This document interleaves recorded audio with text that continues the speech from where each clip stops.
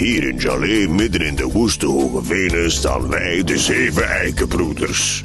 Men noemt ons Les 7 Frères de Gospinal en we werden ergens in het midden van de 19e eeuw in een cirkel geplant, ongeveer 8 meter van elkaar. We vormden samen een grote kamer met een dak van 25 meter breed. Die kamer werd door de geschiedenis heen al wel eens letterlijk genomen. In 1870 bracht de eigenaar van het domein de Gospinal er zijn advocatenkantoor in onder en ontving hij er klanten. En in 1904 vonden er de officiële onderhandelingen plaats tussen de afgevaardigden van de gemeente Sa en Jalé over een aan te leggen weg. Onderhandelingen die trouwens zeer goed zijn verlopen. Wallonie2008.be